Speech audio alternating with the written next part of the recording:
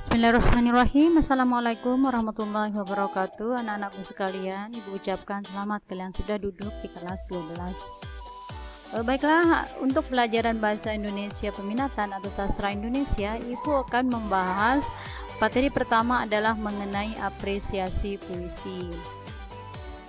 Apresiasi puisi ini dikhususkan untuk materi kelas 12 program bahasa.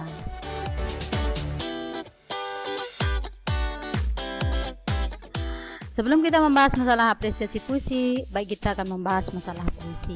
Puisi di sini merupakan bentuk karya sastra yang merupakan ekspresi jiwa, perasaan penyair yang mampu membangkitkan panca indera dalam susunan berirama. Susunan yang penuh dengan nada irama, kemudian intonasi.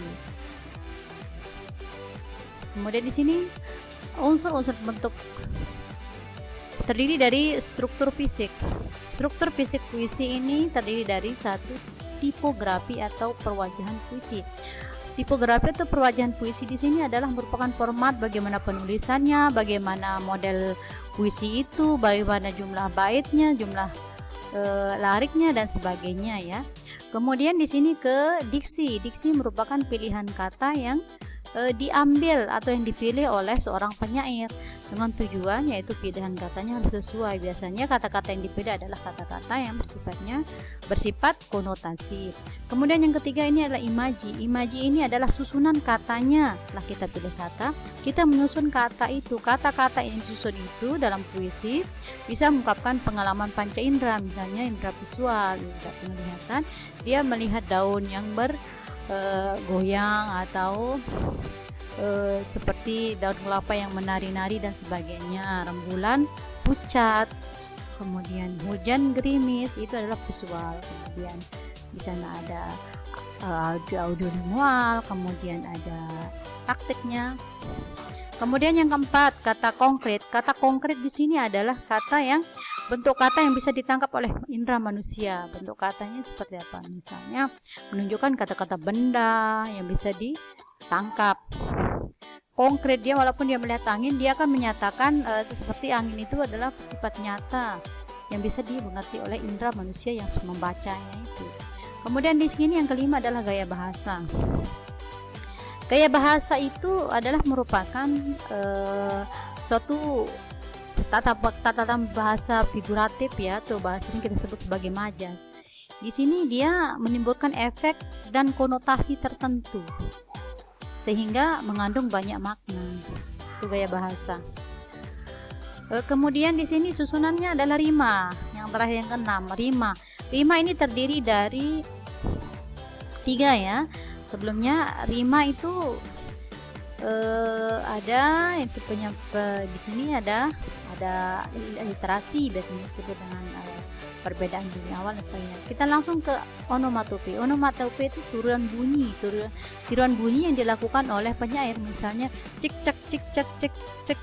Nah, itu adalah suara peniruan bunyi binatang. Kemudian di sini ada bentuk intern pola bunyi, ini pola rima disebut aliterasi, yaitu persamaan bunyi awal, misalnya seperti bukan beta bijak berperi, berarti aliterasi B, huruf B nya itu diulang, bisa disebut berkali-kali atau berulang-ulang dalam setiap katanya. Kemudian asonansi. Asonansi di sini adalah huruf vokalnya ya, misalnya disebut berulang-ulang pada baris-baris yang berlainan, misalnya secupak misalnya ya, atau secukat misalnya. Itu ada kata-kata yang pola bunyi ya, pola bunyi yang disebut dengan asonansi. Kemudian dan seterusnya. Kemudian pengulangan kata di sini adalah termasuk tinggi rendah, panjang pendek, lemah, keras bunyinya. Itu bisa disebut dengan intonasi biasanya ya anak-anak sekalian. Kemudian kita ke struktur batin. Struktur batin puisi terdiri dari 4. Misalnya tema masuk struktur batin ya. Struktur batin puisi. Struktur batin di sini adalah pembentuk puisi terstrukturnya dari dalam. Kenapa puisi itu bisa ada? tema. Tema itu adalah ide yang pertama sehingga puisi itu bisa lahir. Kemudian rasa, adanya perasaan penyair pada waktu puisi itu tercipta. Kemudian nada, nada itu sikap penyair terhadap puisi itu. Dia menunjukkan sikapnya di dalam puisi itu, sikapnya terhadap suatu hal. Kemudian yang terakhir adalah tujuan. Tujuan di sini atau intention. Kalau tujuan ini seorang bisa menulis karena dia punya tujuan, maksud, yaitu berupa amanat. Amanat itu adalah pesan yang ingin disampaikan oleh seorang penyair dalam sebuah puisi. Kemudian kita ke unsur pembentuk puisi. Unsur pembentuk puisi ada dua, sama seperti prosa ya, unsur intrinsik puisi dan unsur ekstrinsik. Sebelumnya kita akan membahas tentang unsur intrinsik puisi. Unsur intrinsik puisi ini terdiri dari diksi atau pilihan kata tadi sudah dijelaskan, kemudian daya bayang, imaji atau daya hayal. Di sini penggunaan kata-kata yang konkret dan khas yang dapat menimbulkan imaji visual, auditif ataupun taktil. Nah, di sini maksudnya adalah daya bayang, imajinasi penyair itu menggunakan kata-kata itu baik dalam bentuk kata-kata konkret maupun kata-kata khas. Kata-kata khas yang dapat menimbulkan imaji atau bisa bukan imajinasi, bisa membayangkan bagaimana sih. Nah, visual maksudnya penglihatan, auditif itu pendengaran, taktil itu adalah berupa gerakan. Kemudian yang ketiga tuh gaya bahasa. Puisi itu bisa indah karena ada gaya bahasanya, karena ada majasnya, ada sesuatu yang ingin disungkapkan tetapi dia dalam bentuk kiasan dan lambang, misalnya personifikasi, metafor, hiperbol, alegori dan sebagainya. Kemudian bunyi dengan rima ini satu kesatuan yang tidak bisa dipisahkan. Bunyi, rima itu persamaan bunyi atau perulangan bunyi dalam puisi. Berarti bunyi atau bunyi ucapan dari sebuah vokal atau sama seperti tadi ya, yang konson, yang asonansi, aliterasi dan sebagainya itu repetitif itu adalah termasuk rima. Rima itu di dalamnya itu adalah bunyi, misalnya A seperti bukan, beta, bijak, berperi, sana ada bunyi B. Itu yang disebut sebagai rima aliterasi. Penyebutan vokal berulang-ulang pada bagian awal baik dalam satu baris maupun baris yang berlainan. Kemudian ritma. Ritma di sini merupakan dinamika suara puisi agar tidak dirasa monoton bagi pendengar. Nah, di sini ada ritme puisi, turun naik puisi, tinggi rendah puisi, penekanannya di mana. Itu adalah ritme puisi.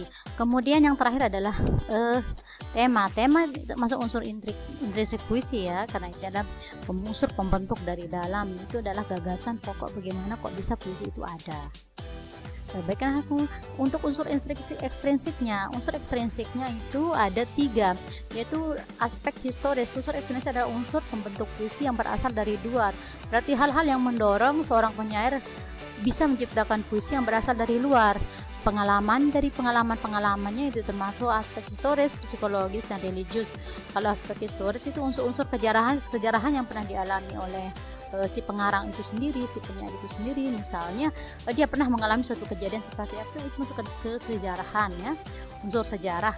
Kemudian yang kedua adalah aspek psikologis, aspek kejiwaan pengarang yang dialami pada saat itu, bagaimana jiwa pengarangnya pada saat itu, apakah sedih, apakah dia ingin marah, itu diungkapkan dalam puisi dan secara spontan. Kemudian aspek religi adalah kemampuan dari seorang penyair, apakah dia punya bekal ilmu agama. Biasanya dia akan menyampaikan pesan-pesan yang berisi agama. Dia menyampaikan kata-kata seperti ketuhanan, keimanan, kemudian kitab suci dan sebagainya. Baiklah anak-anakku sekalian, saya rasa sudah jelas. Sekarang kita akan masuk ke tugas. Untuk memantapkan apakah kalian sudah mengerti, Ibu akan memberikan sebuah tugas.